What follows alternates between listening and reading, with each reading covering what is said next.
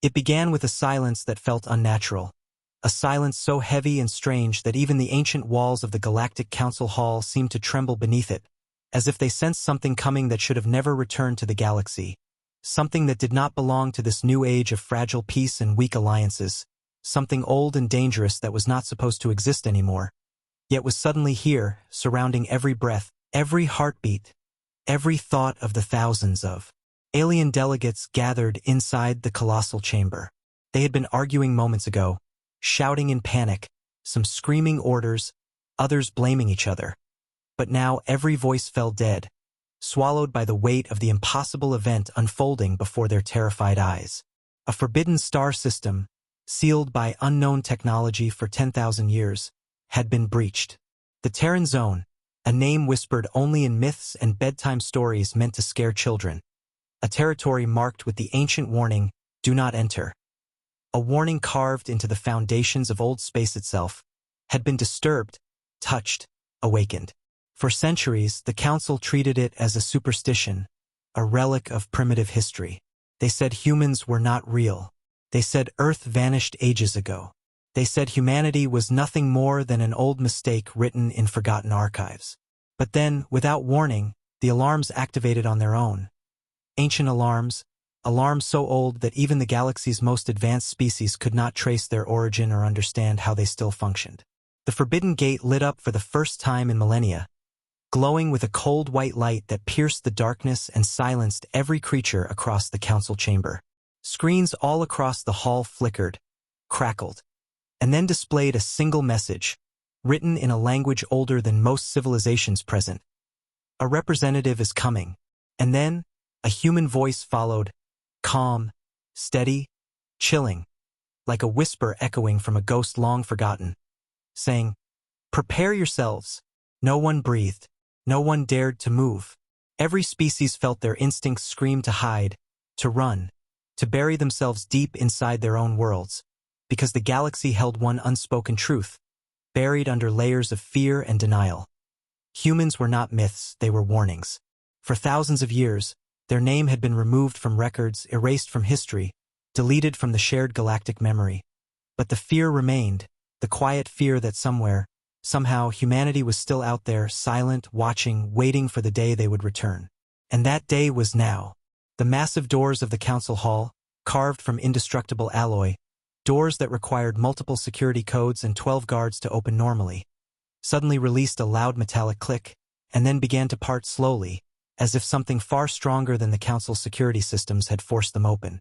Every alien turned toward the entrance with eyes full of horror, claws shaking, tendrils curling in fear, wings tightening, hearts pounding in chests.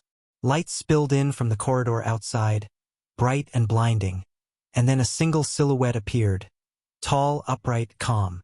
A human, not a warrior, not a soldier in armor, not a monster from legends, just a diplomat. A single human diplomat walking with a steady pace, with no guard, no weapon, no fear.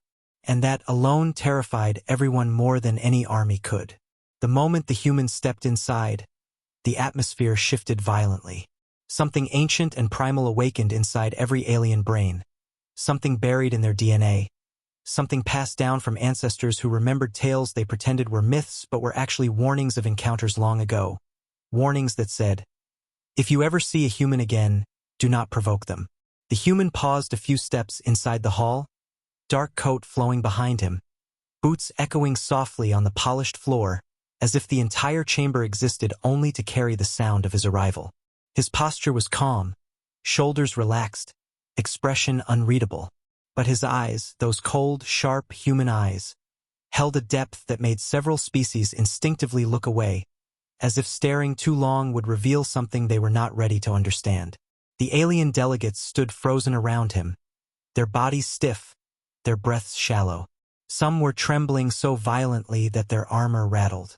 Some had antennae flattened tight against their skulls. Some slowly lowered their weapons without realizing it, as if their bodies simply refused to point anything dangerous at a human. The human raised his hand. Not fast, not aggressive, just slow and controlled, a gesture so gentle it should have been harmless. Yet it made the entire council take one step back at the same time, as if pulled by the same invisible force of fear. And then he spoke, his voice smooth and steady, quiet enough to force every creature to lean in, yet strong enough to fill every corner of the hall like a distant explosion. "You stepped where you shouldn't have." That sentence crashed over the council like a tidal wave. Not loud, not shouted, but calm, almost soft, yet far more terrifying than any threat could ever be. Because they all realized in that moment that the human wasn't angry. He wasn't afraid. He wasn't here to negotiate. He was here because a line had been crossed, and humans never warned without reason. The delegates stared at him with growing horror as the truth dawned on them. If a human diplomat was here, that meant one thing: humans were not extinct. They were not gone. They were not lost. They were awake. And if they sent someone to speak, it meant something far worse. They had been watching the galaxy this entire time. The silence tightened again, thicker now, sharper, like invisible blades cutting through the air. No one dared to speak. No one dared to ask questions. No one dared even to blink too loudly. The humans slowly walked toward the central platform, and the crowd instinctively parted like water around a ship. No one directing them, no orders given, yet every delegate moved aside in perfect fear-driven coordination, granting him an unobstructed path. It was not respect. It was survival. The council's presiding elder, a tall, crystalline being from the Vethari race, tried to speak, but his voice cracked and broke as if the air itself refused to carry his words. He tried again, trembling. What do you want?" The human diplomat stopped in the center of the chamber, slowly placing a small metallic badge on the table. A simple piece of Terran steel, dull in color, unadorned, unimpressive. Yet the moment it touched the surface, every scanner, every sensor, every energy reading device in the room shut down. Lights flickered, consoles sparked, data pads crashed, power systems collapsed one by one. Some delegates gasped, some dropped to their knees. A few fainted, because that small piece of metal had just overwhelmed technology that took alien civilizations millions of years to develop. The human waited for the panic to settle, then looked around the room with calm, steady eyes that felt like ancient storms sleeping behind a glass window. "A warning was placed on that system," he said quietly. "For your protection." His voice echoed across the chamber, unhurried, controlled, filled with a kind of patience that made everyone even more terrified.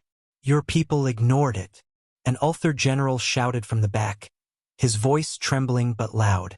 "We did not know the warning was real." The human looked at him, and the general froze instantly, his breath choking in his throat.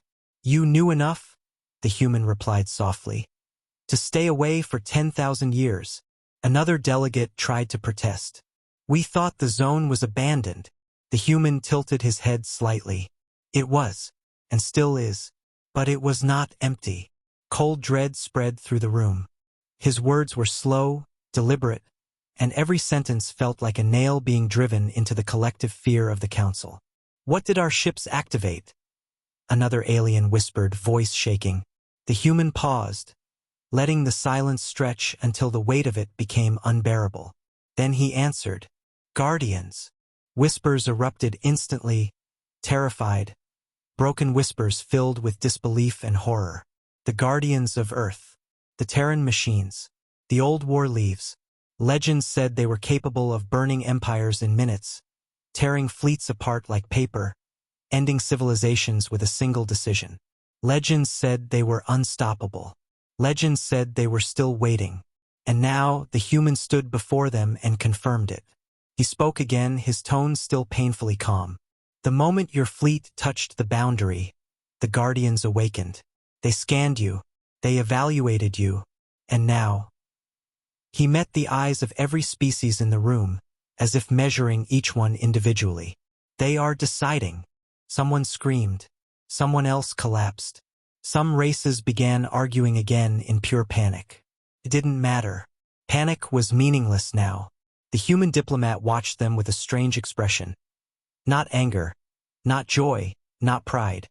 Just a quiet, heavy disappointment, like a parent watching children who ignored the simplest rule and now faced the consequence.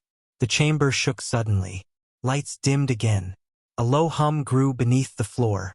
Alien guards raised weapons in terror. Delegates stared upward. Something massive was entering orbit. Something old. Something powerful. Something human. The diplomat closed his eyes briefly, then opened them with calm resignation. They are here. The room erupted in screams. Outside, the shadow of a colossal Terran vessel slowly crossed the sky, and the galaxy finally understood why the warning had always said. The chamber shook again as the shadow of the massive Terran vessel continued to pass overhead, its silent presence pressing down on every living being inside the council hall like a mountain made of darkness and history, a reminder that something old had awakened from a long sleep, and no one in the galaxy was prepared for what it meant. The alien delegates clung to their seats or each other, their breathing shallow, their limbs trembling, their minds racing with fear as they stared at the human diplomat who still stood calmly in the center, as if the arrival of that impossible ship was nothing more than a predictable moment he had been waiting for. His eyes followed the vibrations of the floor, the soft hum of power flowing through the ancient hall, and there was a strange sadness in them, a quiet sorrow that made some species hesitate, because they had never seen a human before. Yet something about him felt deeply familiar, almost painful, like a memory inherited from ancestors who once knew the truth about humanity. He finally spoke, softly, almost gently, his voice thick with a weight no alien could fully understand. "This is not what we wanted," he said, and the words cut deeper than any threat ever could, because for the first time, the council realized the human was not here to intimidate them. He was here because something irreversible had begun. "You never meant to start a war," he continued, "but you did something far worse. You woke something that cannot be put back to sleep." Some aliens began crying, their bodies trembling with guilt and dread. A few tried to stand tall and accuse the human of exaggeration, but their voices cracked before they could even finish a sentence. The human looked at them with steady, tired eyes that carried thousands of years of silence, loss, and restraint. "The Guardians watched over the Terran zone for a reason," he said. "They were designed to react to threats, not requests, not negotiations. They are old machines, older than your civilizations, older than your nations, older than most of your histories." He took a slow breath, as if holding back something heavy inside him. "And when they fully awaken, they do not ask questions. They only act." The room erupted into desperate whispers. Some begged for mercy. Some begged for time. Some begged to know how to stop what was coming. But the human shook his head slowly and said the words no one wanted to hear. "You cannot stop them." A cold dread spread through the hall like freezing fog, wrapping around every delegate, every guard, every soul. One of the younger delegates, her voice raw with terror, screamed, "Please! We didn't know the system was still alive." And for the first time, the human's expression softened, not with pity, but with something deeper, grief. "I know you didn't know," he said quietly, "but the galaxy had a choice long ago. You chose to erase our warnings instead of respecting them." Several elder races lowered their heads in shame, remembering the ancient treaties their ancestors had hidden, destroyed, or rewritten to remove all references to old humanity. "Why?" the human asked, and the question was not a challenge, it was heartbreak. "Why did you pretend we never existed? Why did you tell your children we were stories? Why did you think the Terran zone was just a myth?" No one answered. They couldn't. Some began to cry openly. Some looked away, unable to meet his gaze. He stepped closer to the central table, placing his hand on the cold metal surface, and the entire hall felt the pulse of energy beneath his touch, as if the room itself responded to human presence. "Do you know what the Guardians were created to protect?" he asked. No one dared guess. They were too afraid. The human looked around slowly, his voice trembling, not with fear, but with emotions he had carried across centuries. "They were made to protect every species," he said. "Not just us. You." Confusion spread across the delegates, fear mixing with disbelief. "Protect us?" someone whispered. "From what?" The human closed his eyes for a long, heavy moment, and when he opened them again, there was pain in them, old and deep, as if he was remembering something terrifying enough to shatter galaxies. A threat that once almost destroyed everything, he said. A threat that moves between galaxies, not caring who lives or dies. The council fell into absolute silence. Humans fought it once, he whispered, and we barely survived. The words twisted through the chamber like a storm of grief. We hid our strongest weapons, our oldest machines in the Terran zone, and we sealed it, not to keep the galaxy out, but to keep the threat from ever finding its way back. A horrible realization hit the council all at once. Your ships entering the zone, the human continued, voice breaking slightly, sent out a signal that the Guardians thought meant the threat had returned. And now, they are preparing for war. Despair crashed over the room in waves. Some aliens collapsed to their knees, their bodies shaking.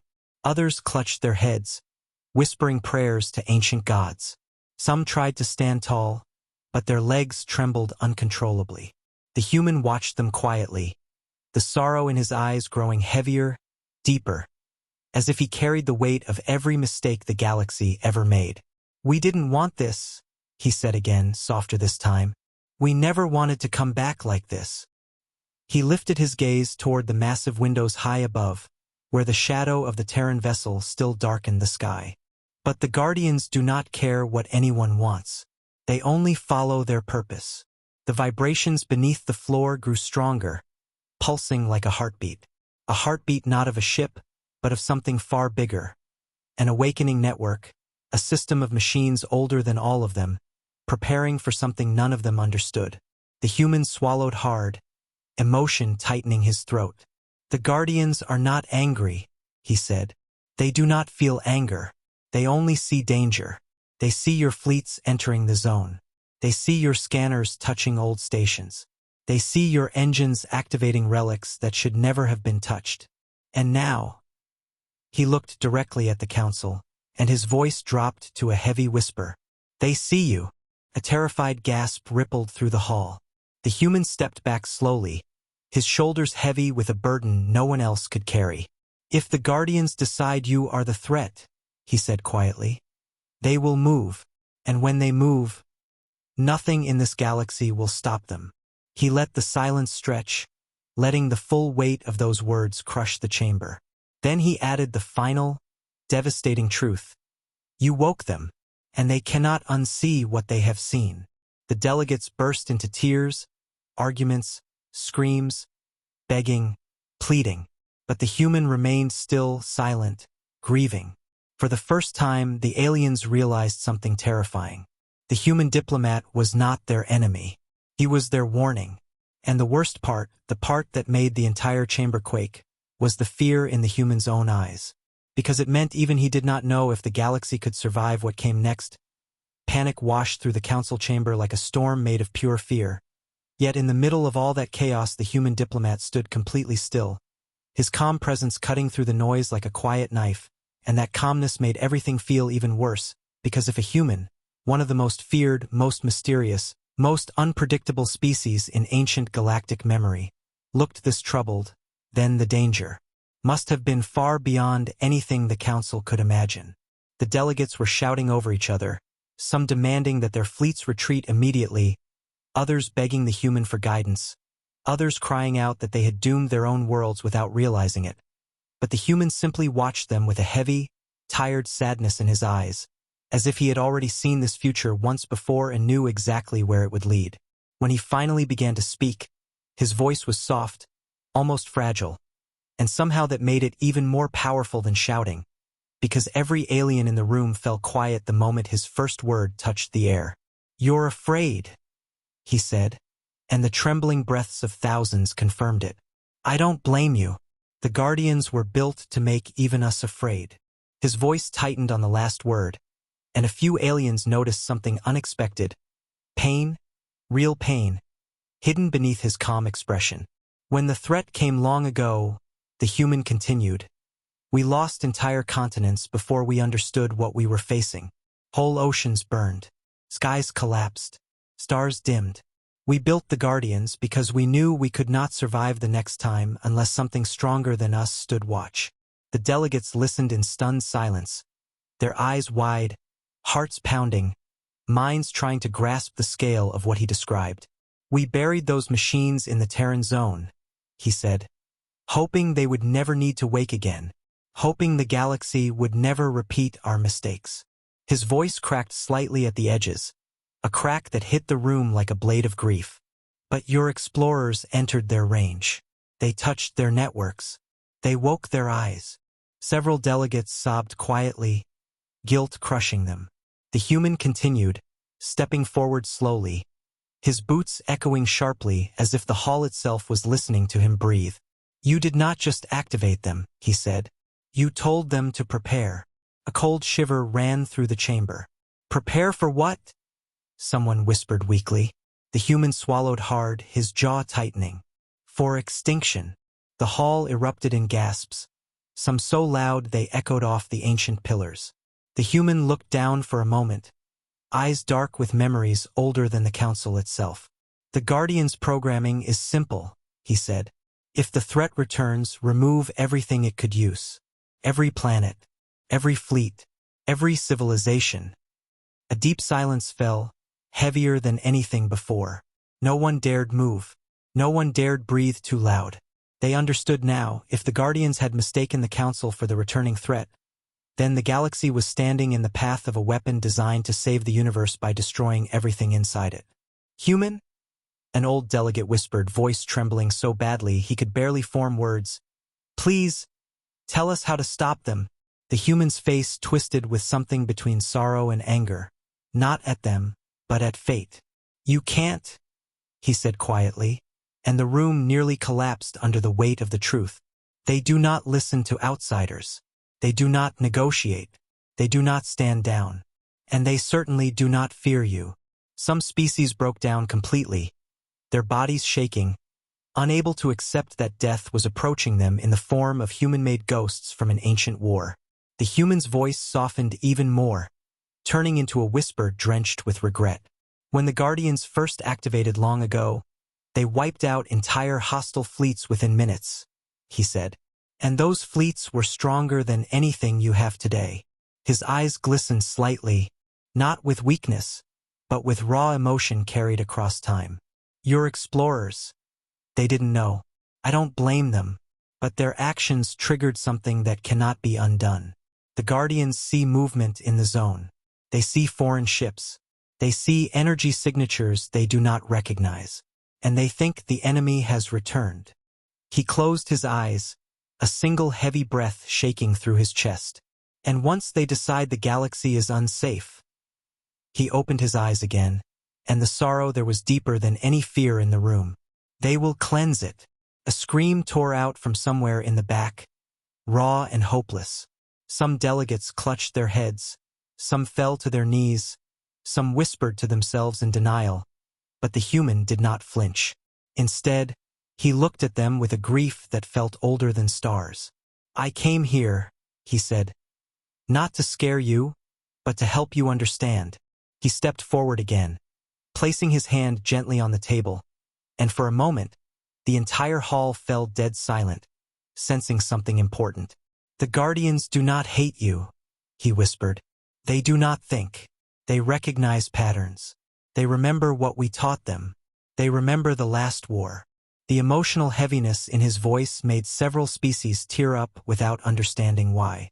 "I wish we had destroyed them after the threat was gone," the human continued, his voice thick with regret.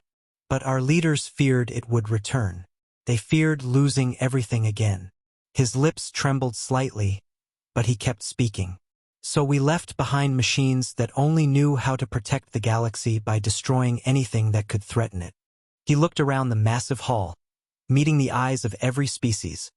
Predators, prey, warriors, scholars, all trembling under the weight of their shared future. "You entered the zone," he said softly, "and now you are part of their threat assessment." A quiet sob echoed. Someone collapsed. Someone begged for forgiveness. Someone shouted a prayer into the air. But the human didn't move away. Instead, he leaned slightly forward, voice dropping into something gentle, something painfully emotional. "Humans did not want to disappear," he said. "But we had to. We could not stay in the open. We could not risk being followed. We could not risk being found again by the thing that destroyed our home. His next whisper carried the weight of an entire lost civilization. We did not leave the galaxy. He took a breath. We hid from it. A wave of shock rippled through the room. We watched, he continued, silently, from far places you have never discovered, waiting, hoping the threat never returned. The chamber felt frozen in time. And now, he said, almost breaking, the Guardians think it has. His words fell like stone on fragile glass. The delegates stared at him, some in awe, some in terror, some in overwhelming guilt, but all of them understood the truth. The only thing more terrifying than ancient human weapons waking was the reason they were built in the first place. The human diplomat exhaled slowly, sadness tightening his face. I did not come to punish you, he whispered. I came to warn you. And in that moment, the entire hall understood something far worse. The human was not afraid for them. He was afraid with them. The chamber felt smaller now, as if the walls themselves were closing in under the pressure of the truth the human diplomat had revealed, and the air grew heavy with a suffocating mix of fear, guilt, and the terrible understanding that the galaxy had wandered into a nightmare far older and far darker than any of them were prepared to face. Outside, the shadow of the ancient Terran vessel continued to drift across the sky like a silent omen, blocking out the sun and casting the entire council capital in a cold twilight that made even the bravest species tremble in their seats. Inside, no one dared to speak for a long time, afraid that even a whisper might trigger something unimaginable. But at last one of the delegates, an elder whose crystalline skin dimmed with dread, forced out a fragile question, his voice weak and trembling like brittle glass. If the Guardians think we are the threat, what will they do next? The human diplomat didn't answer right away. He closed his eyes, breathing out slowly as if he had been carrying the weight of that question for centuries. And when he finally looked at them again, his eyes were full of grief so deep it felt like falling into an endless well. They will prepare the first wave, he said softly, and several delegates gasped as if struck by physical pain. What does that mean? Someone whispered, barely holding themselves upright. The human let his gaze drift upward toward the ceiling, where faint tremors vibrated like distant thunder, and he spoke with the tone of someone remembering a nightmare he wished he could forget. The Guardians never attack immediately. They observe first. They study. They calculate. They run through every possible outcome to confirm their suspicion. He swallowed hard. And once they confirm it, his voice dropped to a quiet, devastating whisper. They eliminate the threat completely. The silence that followed was unbearable. Some species shook uncontrollably. Some wept openly. Some stared blindly at the floor, unable to accept what the future held. Then a young delegate, her voice trembling with desperation, cried out, "But we aren't the enemy. We didn't attack you. We didn't harm your world." The human looked at her with an expression that carried both sorrow and exhaustion. "I know," he whispered, "but the Guardians don't understand intentions. They don't understand accidents. They only understand patterns." He stepped forward slowly, each footstep echoing like a countdown. "They recognize your energy signatures, your ship designs, your weapons, your movements. They compare those patterns with the old enemy." A ripple of terror passed through the room. "Do we match?" someone choked out. The human nodded once, slowly, painfully, and for a moment, it felt as if the entire galaxy exhaled in horror. "We never meant harm," a reptilian leader sobbed. "We never wanted to wake anything." The human's expression softened again, but his voice held a trembling edge. "I believe you, truly. But the Guardians were never built to understand belief. They only understand survival." His gaze drifted across the sea of terrified faces, and for the first time, a tear shimmered faintly in his eye, catching the dim light of the trembling chamber. "I wish," he whispered, barely audible. "I wish we had destroyed them after the war. I wish we had trusted the galaxy to defend itself. I wish we hadn't left weapons behind that were never meant to wake again." His voice cracked, just for a heartbeat, But in that tiny break, the entire chamber felt the sorrow of an entire lost civilization pouring out through him. "You don't understand what it was like," he said, his words trembling with buried grief. "We fought until our skies were black with smoke. We fought until our oceans boiled. We fought until our cities fell into silence. By the time it was over, there were so few of us left that the stars felt empty." His hand tightened against the edge of the table, knuckles white. "We built the Guardians out of fear," he whispered. "Fear of losing everything again." Several delegates wept harder now, not out of terror this time, but out of heartbreak, realizing that the human standing before them wasn't a monster, wasn't a conqueror, wasn't a threat. He was a survivor of something so horrific that even the galaxy's strongest species could barely imagine it. The elder Vethari delegate spoke again, his voice shaking. "If everything you say is true, what can we do? What hope do we have?" For a long moment, the human didn't answer. He looked down at the ground, shoulders heavy, breath slow, eyes distant, as if searching through memories older than any of them. Finally, he lifted his head and said, "Hope still exists, but it is small, fragile, and fading." The room leaned in, desperate for any spark of possibility. "The Guardians will not attack until they finish their assessment," he said. "That means you have time." Some delegates straightened slightly, but the human quickly added, "Not much time, maybe hours, maybe days, but time." "What do they need to see to stand down?" someone asked. The human hesitated. Then, with a voice soft as falling ash, he said, "They need to see no threat, no hostility, no movement toward the Terran zone, no fleets preparing weapons, no signs of aggression." A bitter wave of despair rippled through the chamber. "But we have fleets everywhere," one leader cried. "We cannot hide them all." "The Guardians see everything," the human replied. "If you try to run, they will see. If you try to fight, they will see.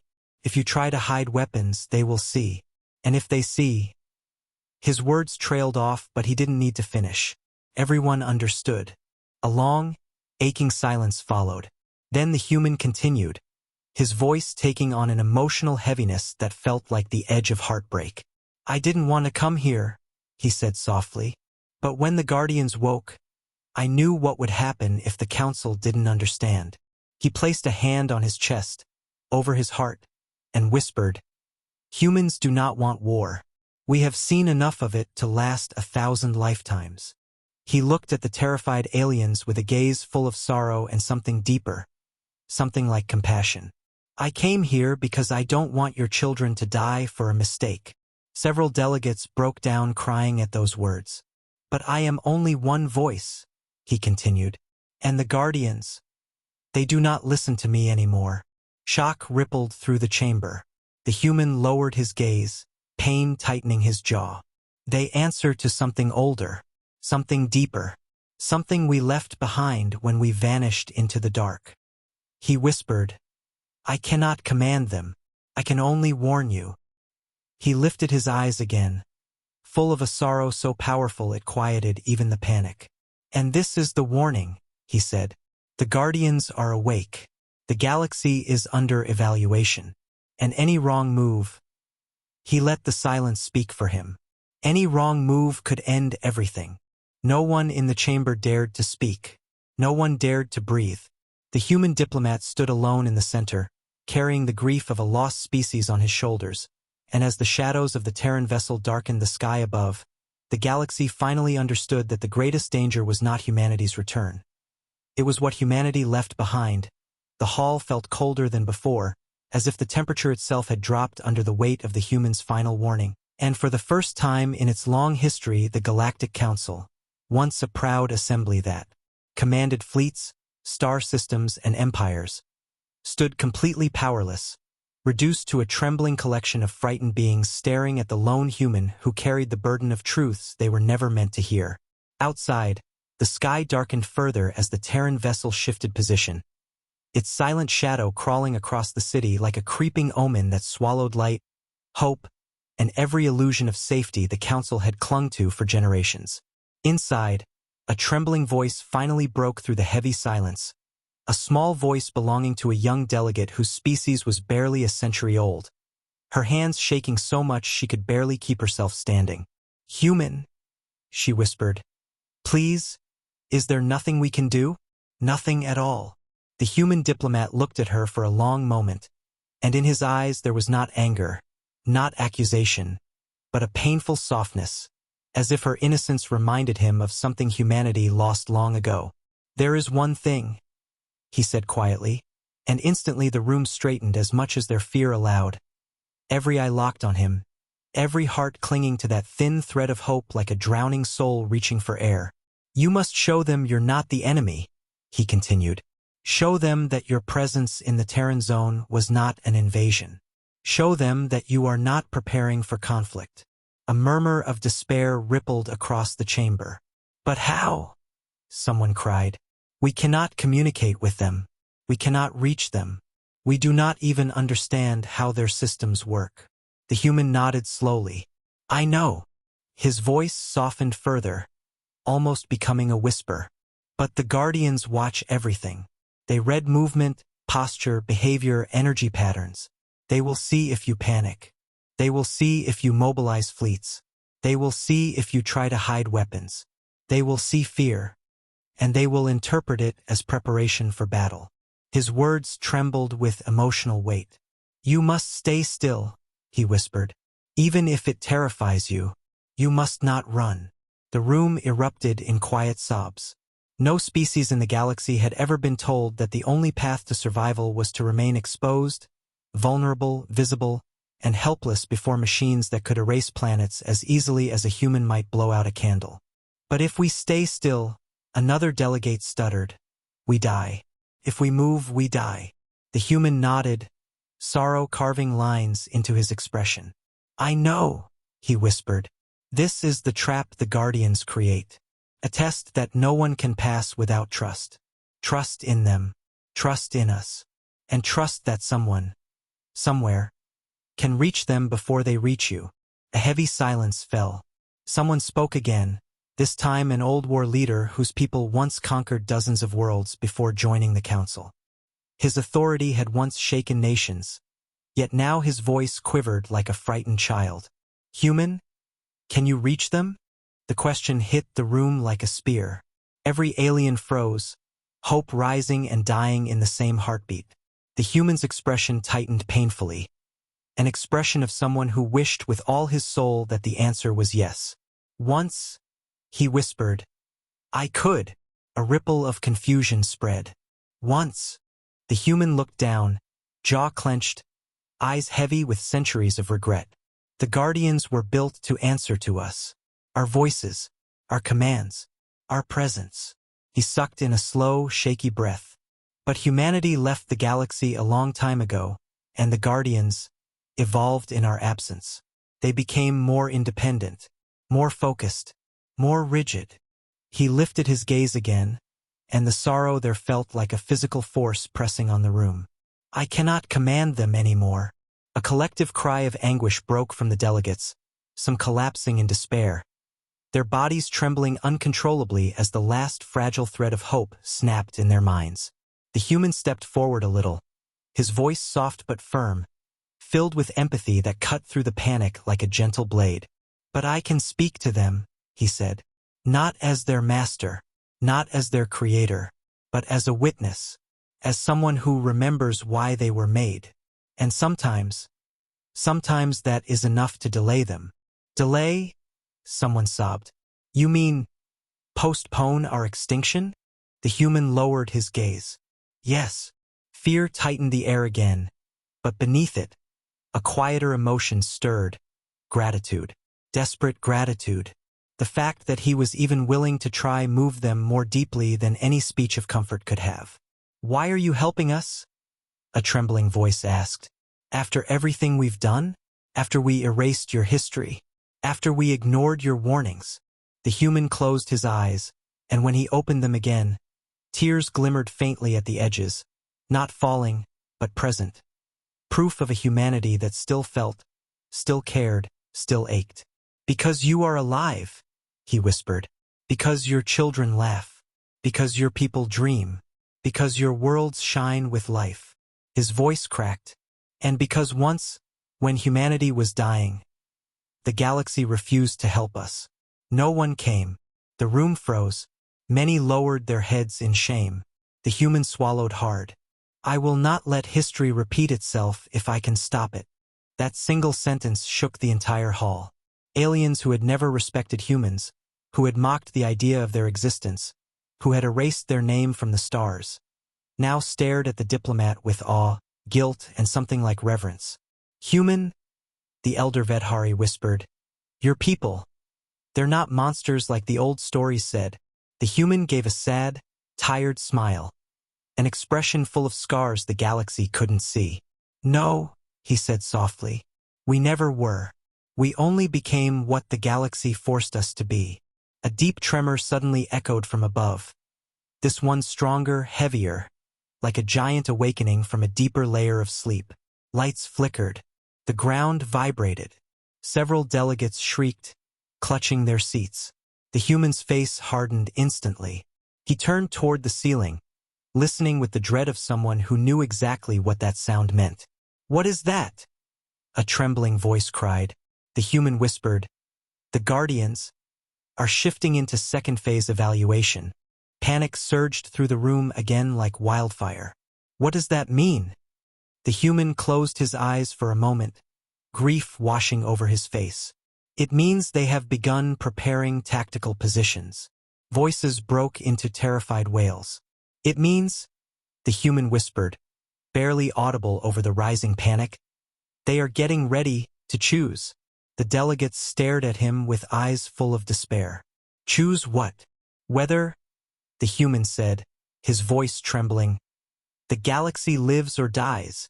The chamber fell into absolute, crushing silence. The alien leaders realized then that the human diplomat was not their judge, he was their last hope. The chamber felt as if it had fallen into a void where time itself refused to move, every heartbeat louder than the last as aliens from 1,000 worlds stared at the human diplomat with wide, terrified eyes, unable to accept that their entire galaxy now hung on the decision of ancient machines created by a civilization they once laughed at, erased, and dismissed as myth, yet now depended on with a desperation so deep it made the air itself feel heavy and painful. Outside, the colossal Terran vessel shifted again, and the vibrations rolled through the ground like distant thunder, shaking the pillars, rattling the glass panels, and sending waves of fear through every citizen in the capital. But inside the hall no one screamed anymore. Fear had gone beyond sound and settled into a crushing silence that wrapped itself around every throat. The human diplomat stood still, staring upward with an expression that made him look both ancient and heartbreakingly human, carrying the weight of his vanished people and the fate of an entire galaxy on his shoulders as if they were the same burden. And when he finally lowered his gaze to the council again, the sorrow in his eyes felt like a wound made of memories no living species could understand. The Guardians have entered the second phase, he said softly, the words trembling with the gravity of a voice that had once spoken to machines built for war on a cosmic scale. They are not attacking yet, but they are testing responses. The room stiffened. What kind of responses? Someone whispered, barely breathing. The human let out a slow, agonizing breath. They look for movement, he said, for fear, for gathering fleets, for defensive formations, for anything that looks like preparation for war. Dozens of delegates gasped in horror. But our worlds will panic? A leader cried, trembling so badly she could barely stand. If they see the ships overhead, they will prepare defenses. They will activate shields. They will, and the Guardians will see those actions as confirmation, the human whispered, that the threat has returned. A soft chorus of despair swept through the chamber, some covering their faces, others sinking into their seats as the weight of helplessness became too much to bear, and the human's voice lowered even further, almost breaking. I know how impossible this sounds. I know how cruel it feels. But sometimes survival requires stillness in the face of death. He swallowed hard. And that is something your galaxy has never learned. The shame in the room was thick, burning, almost suffocating. The elder Vedhari delegate gathered his courage and spoke, his crystal-like body shivering with every word. Human, you said the guardians respond to behavior. But can they sense intentions? The human shook his head slowly, regret twisting his features. They sense patterns. Only patterns. They were built to identify threats before threats fully form. That was their purpose in the last war, to strike before the enemy evolved, adapted, or spread. He paused, eyes clouded with memories. They were built to save lives through destruction. The phrase echoed painfully through the room. Save lives through destruction. Protect the galaxy by cleansing it. A paradox born from desperation so profound it nearly broke the species that created it. Human. A soft voice called, trembling with fear and hope. Can you speak to them now? Can you guide them? The human hesitated, and an invisible blade of dread sliced through the chamber. I can try, he said softly. But the guardians are not like they once were. They have adapted. They have grown beyond our original designs. They no longer obey commands. They follow protocols. Then what can you do? Someone asked, voice cracking with despair. The human's shoulders sagged slightly, as if the question itself weighed 1,000 tons. I can appeal to their memory, he whispered, to the imprint of humanity left in their core, to the parts of them that remember why they were made. And then, with a voice thick with emotion, he added, to the parts of them that still love us. The chamber froze as the meaning sank in. These machines, these weapons, did not just obey humans. They cared for them in the way creation cares for creator, in the way children carry their parents within them. And if they still cared, then they might listen. They might not kill first. They might wait. How do we help you do that? A trembling voice asked. The human looked at them all, pain etched into every line of his face. Do nothing, he said. The room erupted in horrified protest. Nothing?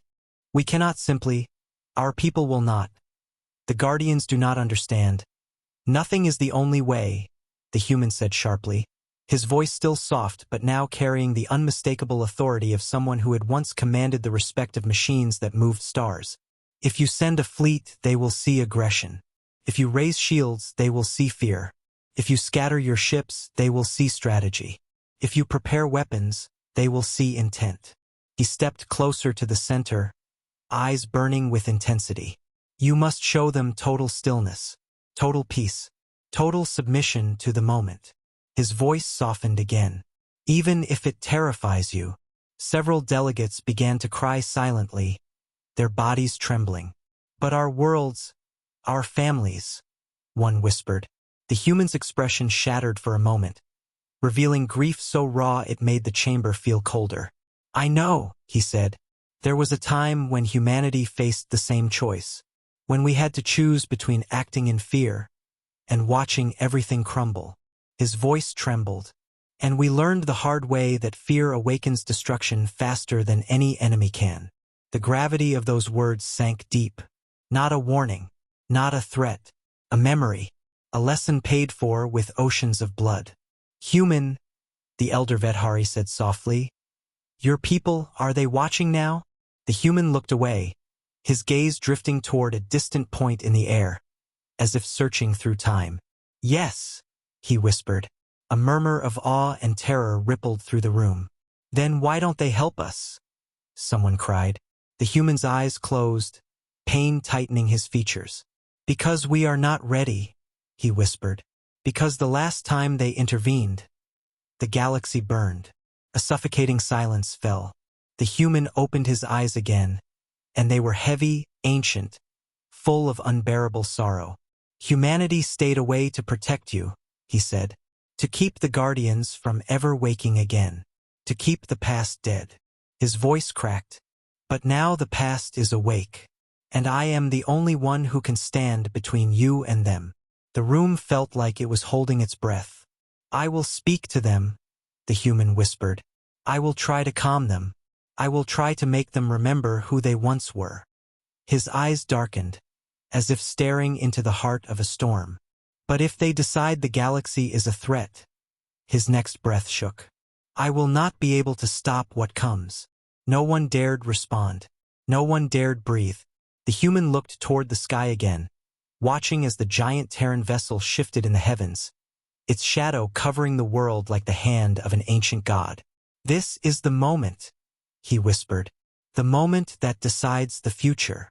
And the galaxy realized, with crushing clarity, that everything now depended on the voice of one human, and the ghosts of the machines who remembered him.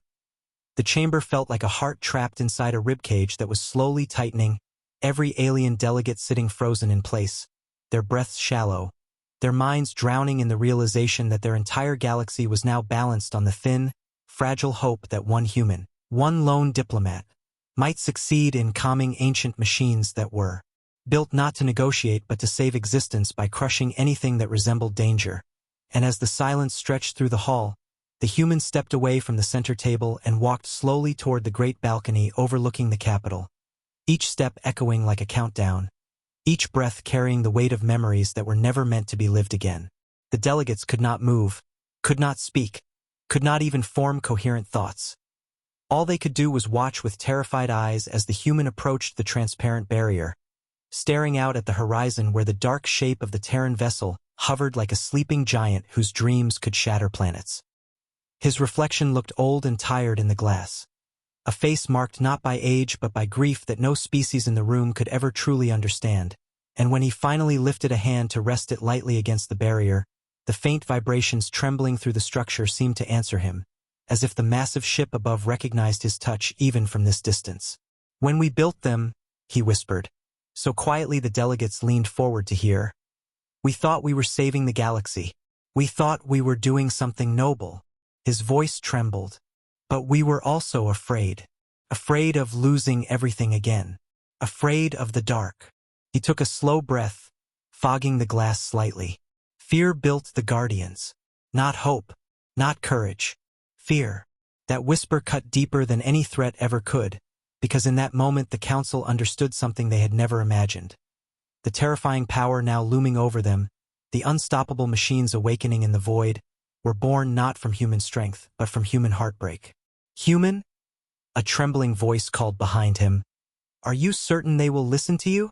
Or even hear you?" The diplomat did not turn around. He kept his eyes on the sky, on the enormous shadow that did not move so much as breathe.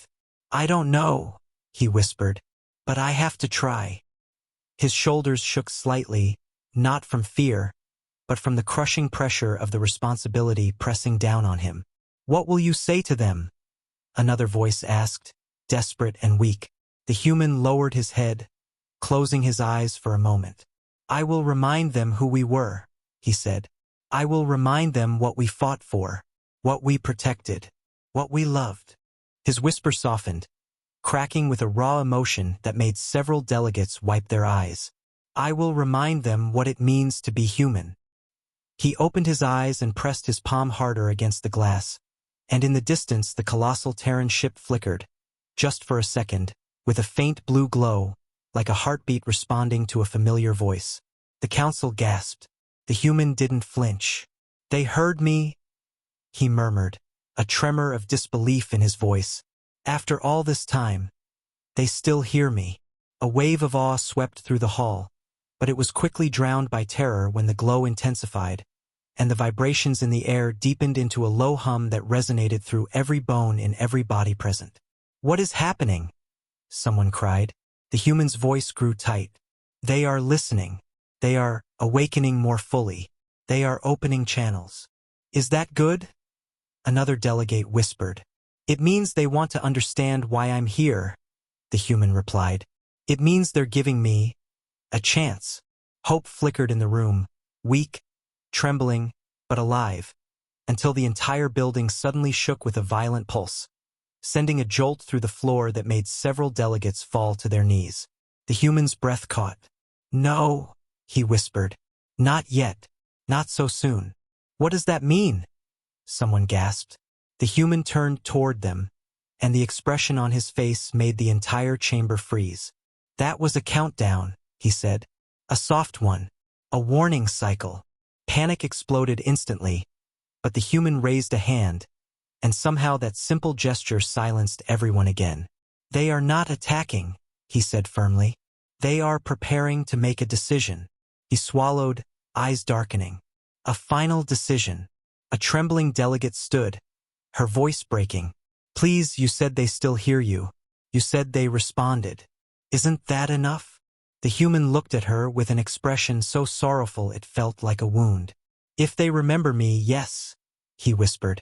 If they remember humanity's purpose, yes. His jaw tightened. But if they see only the threat, if their memories have eroded, if the centuries changed them too much. He didn't finish the sentence, but he didn't have to. They all understood. He could fail. They could die. The galaxy could fall. Yet he stepped toward the center of the chamber again, standing tall even though grief pulled at every line of his face. I will speak to them now, he said softly. I will open a direct pulse link. It may work, or it may bring them here faster. A ripple of fear tore through the room. Will they come inside? Someone whispered, voice shaking uncontrollably. The human shook his head. No, they don't need to. That answer made everything worse. Aliens from dozens of worlds covered their faces, trembling as they imagined machines so powerful they could communicate across armor, walls, atmosphere, and space without moving an inch. The human raised his hand slowly, placing 2 fingers against the metal table, and instantly the whole chamber hummed with a strange energy, soft, deep, almost ancient, like the echo of a long-forgotten heartbeat stretching through time. The lights flickered, the air shifted, the walls vibrated, and then something answered, a pulse, gentle, calm, a sound that was not a sound, a message not in words but in memory. The guardians were listening. The human's breath hitched, his eyes shimmering with sudden wetness as his voice dropped into something so soft it felt like a prayer. I'm here, he whispered. I'm alive. I survived. The pulse trembled. Some aliens screamed. Some fainted. Some held each other tightly. The human continued, voice cracking with emotion. Do you remember us? Do you remember why you exist? Do you remember what we asked you to protect? The ship flickered again, blue, then white, then a haunting ancient gold. The human's knees nearly buckled. They remember, he whispered, tears finally falling. They remember humanity. A moment of pure, fragile hope spread through the hall, light and trembling like a candle flame in a storm, until the ship's color shifted again.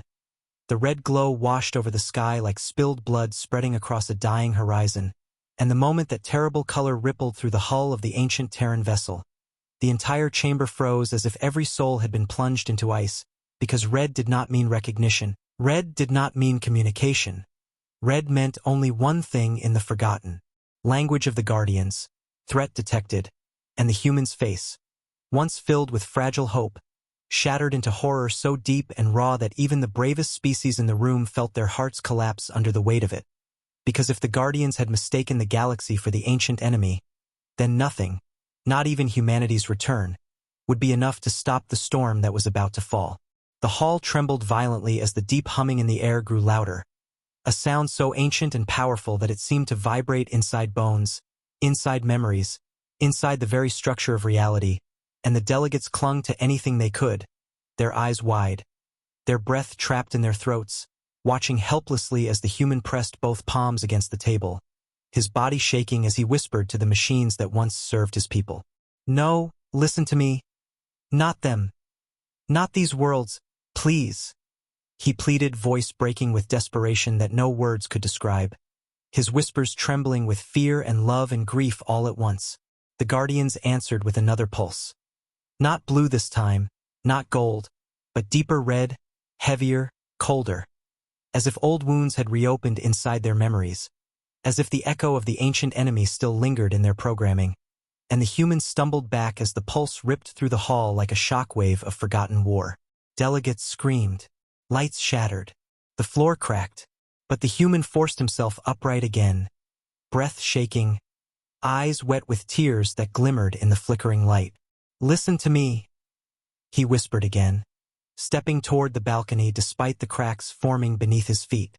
You exist because we were afraid, because we needed you, because we couldn't protect the galaxy alone. But these people... His voice broke as he looked back at the terrified council. They are not our enemy. The pulse stopped for a moment, the humming lowering into something almost curious, almost hesitant, and the human sensed it. One last chance, one final thread connecting him to the machines that once protected humanity with loyalty so fierce it scorched the stars.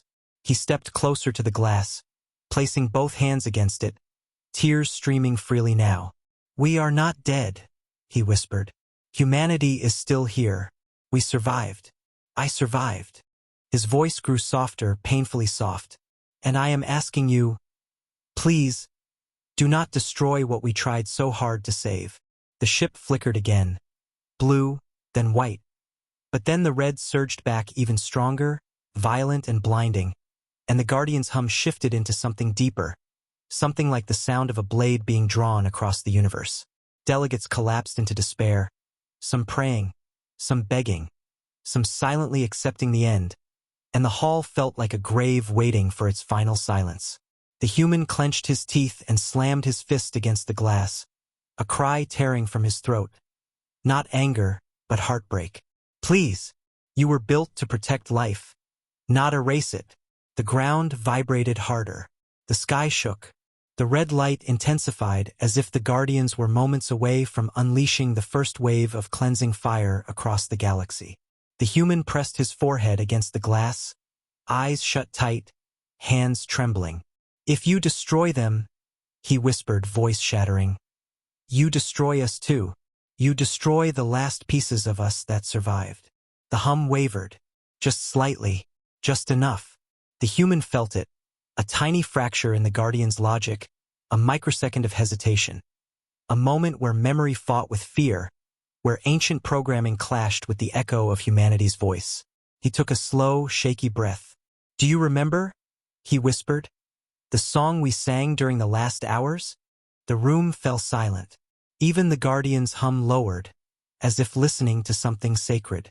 The human swallowed hard, and with a voice heavy with grief, nostalgia, and love, he whispered the first lines of a song older than the war, older than the Guardians. A lullaby sung by human parents to their children long before darkness fell across their world. A melody built from hope, not fear. A song that carried the memory of a time when humanity still believed the universe could be kind. His voice trembled, cracked, but he kept singing, pouring every fragment of his soul into the words. Every loss, every victory, every dream, every tear. And as the melody flowed into the trembling air, something extraordinary happened. The red light flickered. Once, twice, slower each time. The hum softened, shifting from violent to uncertain, then from uncertain to curious, then from curious to something almost gentle. The delegates watched in stunned disbelief as the blood-red glow faded into violet, then blue, then into a soft, warm gold that filled the sky like the rising sun. The human collapsed to his knees, shaking with relief so powerful it nearly broke him, tears falling freely onto the cold floor, because he knew. He felt it in his bones, in his heart. The Guardians remembered. They remembered humanity not as soldiers of war, but as children singing beneath broken skies. They remembered why they were made. They remembered who made them. And then, for the first time in thousands of years, the Guardians answered with a pulse of pure gold. A message of recognition. A message of peace. A message that said, "We hear you." The human sobbed into his hands, overwhelmed, and the entire council fell silent, watching as the massive Terran vessel slowly lifted away from the capital, its shadow retreating like a passing storm, leaving behind light, breath, and a galaxy that had just been granted a future did not deserve but desperately needed. The human rose slowly, tears still on his face, and turned back to the council with a soft, exhausted smile. "They chose mercy," he whispered. "They chose us." Aliens burst into tears, some collapsing, some laughing through sobs, some simply staring at the human with awe and gratitude deeper than words. The human looked up at the sky one last time, voice barely audible. "Thank you," he whispered to the Guardians, to his ancestors, to the universe itself. And far above, the ship flickered gold one final time, as if saying goodbye. As if saying, "We remember." And the galaxy was saved not by human power, not by human weapons, but by the last fragile piece of humanity that no machine could ever forget, their heart.